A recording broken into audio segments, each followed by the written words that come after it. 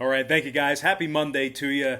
Hopefully you had yourself a great weekend, and welcome to College Football Week 13. And of course, this is the Big 12 Conference edition. My name is Brock Page, and we got a couple interesting games on the slate here in the Big 12. So let's go ahead and dive into them, and we're going to start with a Friday game. I'm talking about Iowa State versus Texas, 12 p.m. Eastern kickoff on Black Friday. Texas is -2 at home, total 61.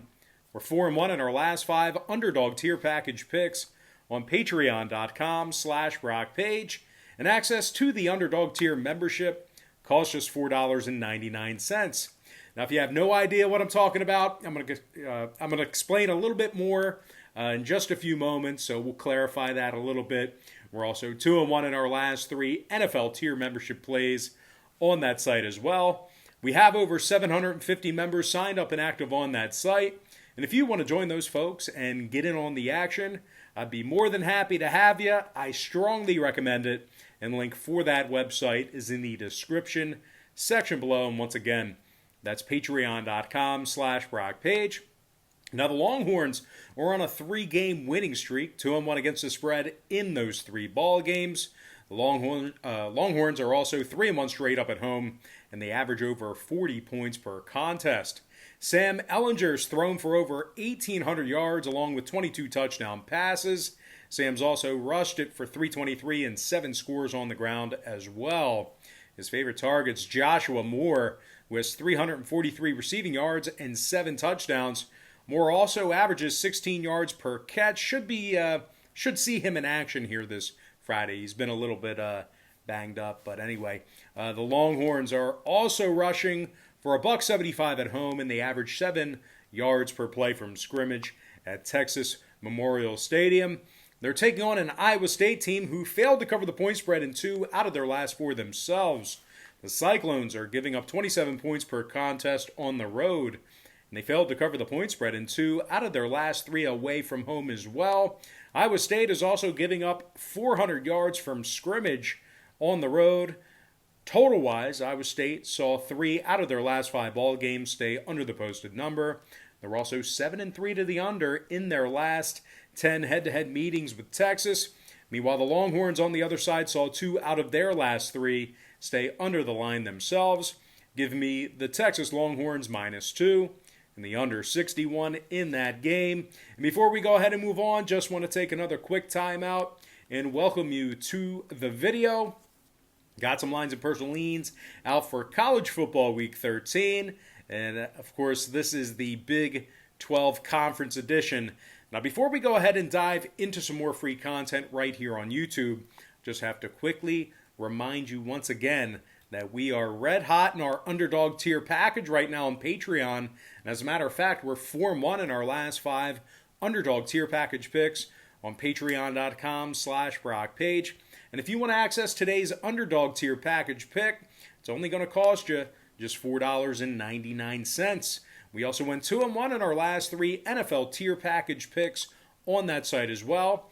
Now, you might be wondering, why would I sign up for picks on Patreon where I can get them right here for free on YouTube, just like this video I'm watching right now?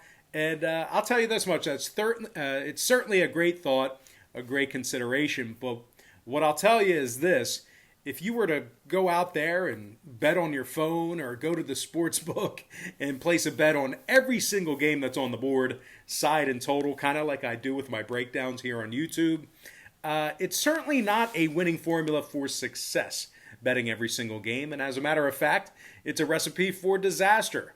The books are way too smart. They're way too sharp with the numbers and the lines. The odds become massively more against you the more and more games you play like that. And to be honest with you, the bookies just have so much more money than you do to be able to absorb that kind of action. So what I do on Patreon is, instead of betting on every single game, I break it down and focus in on just 3 to 4 premium selections per day. They're my personal plays, games that I personally have action on. And I'll tell you this much, I'm having a lot more success betting on games that way in a smaller sample size versus wagering on every single game that's on the slate side in total. Now, we do currently have over 750 members signed up and active on that site. So if you're curious, if you wanted to check it out, you're not alone. We got a lot of folks on that site. And if you want to join those folks and get in on the action, I'd be pleased to have you. I think it's a great idea. And link for that site is in the description section below. And once again, that's patreon.com/BrockPage. Not too proud to beg. I really think you should check out that site. Anyway, let's go ahead and dive into some Saturday action. And we're going to break down Texas Tech squaring off against Oklahoma State. And I'm just going to buy myself some time here and try to locate it on the big screen behind us.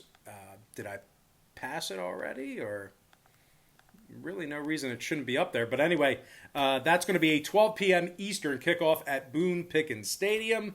The Cowboys of Oklahoma State are -10 at home, total 55. Cowboys are 3-1 straight up at home this season. Just 20 points a game they're giving up at Boone Pickens. Tyler Lacey has 4 sacks for this Oklahoma State defense, 22 total tackles and a forced fumble. Colby Harvell Peel also has a pair of interceptions from this secondary, 2 PBUs and 20 total tackles for Peel.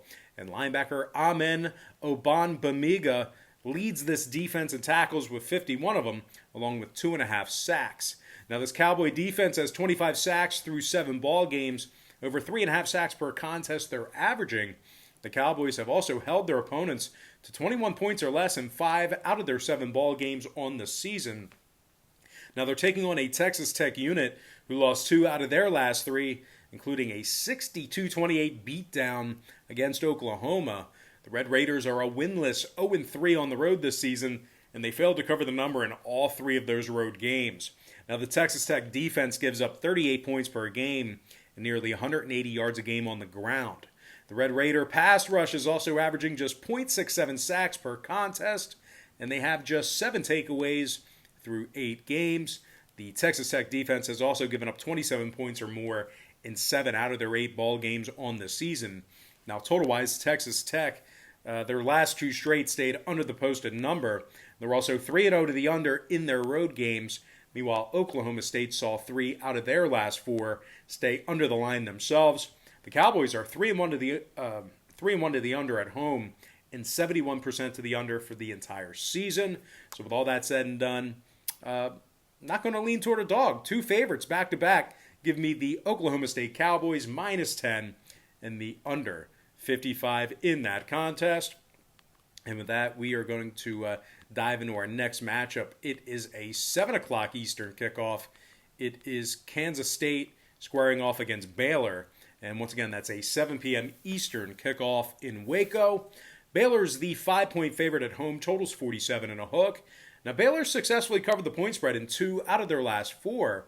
Their last 2 games have been decided by 1 score, and this Baylor defense is allowing less than 150 yards passing per game at home. The Bears have a dozen takeaways thus far in the season, thanks in most part to 7 interceptions. Jalen Petra and J.T. Woods each have a pair of interceptions for this Baylor defense. Terrell Bernard and Willie Bradley King each have 3.5 sacks as well. The Bears have taken 7 out of their last 10 from K-State. And speaking of the Wildcats, they've scored just 28 total points in their last 3 ball games, really struggling offensively. And, of course, they've had to go to work over the past month with true freshman quarterback Will Howard. Now, Howard's completing just 52% of his passes, and he's thrown 6 interceptions. Very predictable offensively has K-State been over their last handful of games. And their leading wide receiver, Sebastian Taylor, he's averaging just 36 receiving yards per game.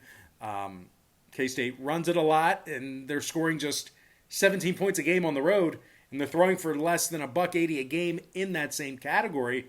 But here's really the big problem. The Wildcats are rushing for less than 90 yards a game on the road as well. Certainly not good when your quarterback is completing less than 55% of his passes.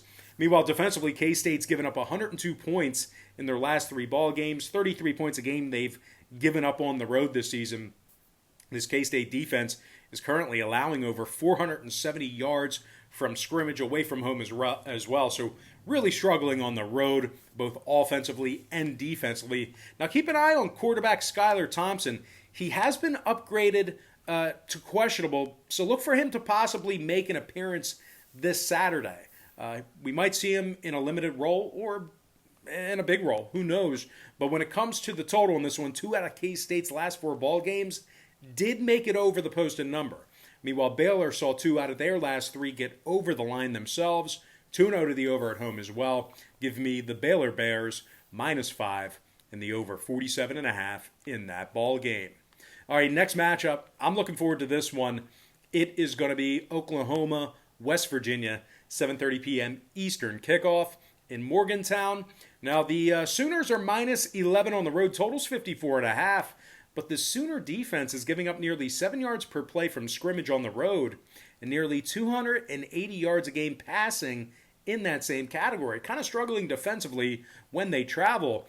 Now, they're taking on a West Virginia program who's awesome at home. They're perfect 5-0 straight up at home this season. 5-0 against the point spread in those very ball games as well. The Mountaineers are giving up just 12 points per contest at home and less than 70 yards a game rushing in that same category.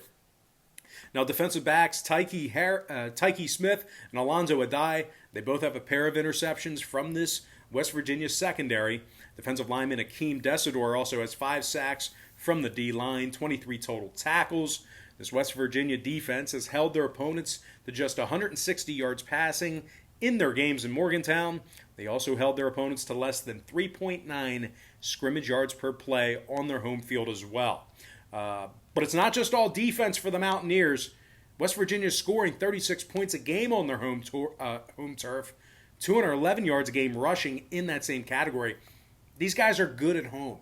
Letty Brown is just 3 yards shy of 900 rushing yards on the season, 9 total rushing TDs, and 5.4 yards per rush for Brown. Letty's also averaging over 112 yards rushing per game. Now, quarterback Jarrett Diggy has also thrown for over 2,200 yards and 13 touchdowns.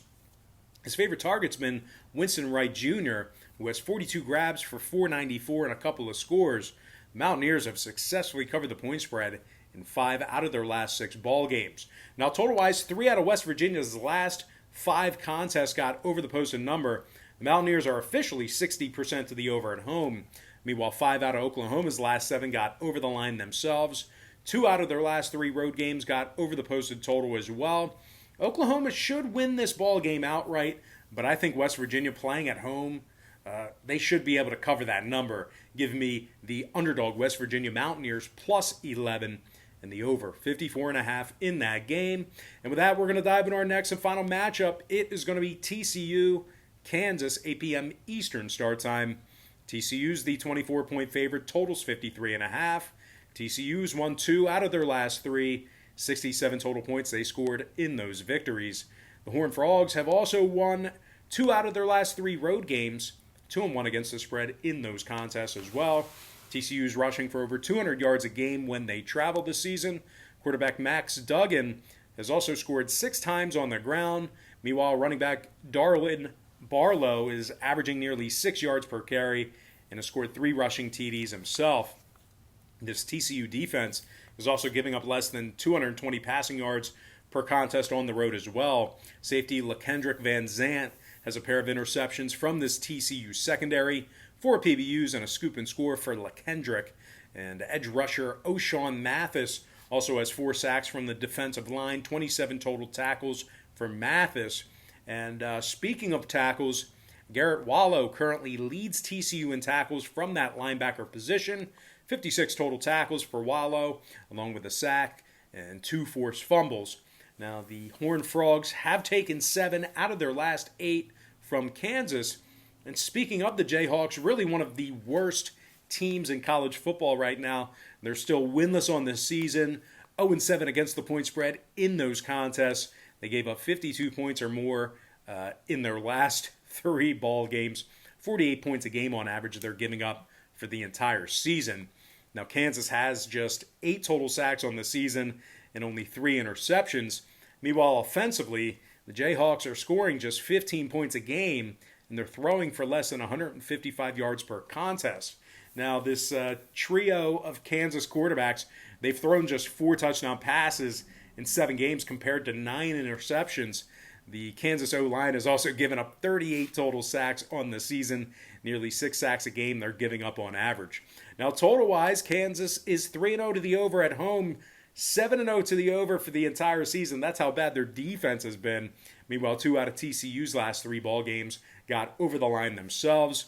Give me the TCU Horned Frogs minus 24 in the over, 53.5 in that ball game. And with that, guys, that's going to do it for me. Don't forget to check me out on Patreon. If you guys decide to get a package here today, just keep in mind, we'll bill you the day you sign up and then the first of every month following that. But most importantly, guys, got to thank you for joining me right here on YouTube. Really hope you enjoyed all this great free content, all this great free information. And with that said, happy Monday to you. Best of luck to you. And I look forward to seeing you later on today on my website at patreon.com/BrockPage.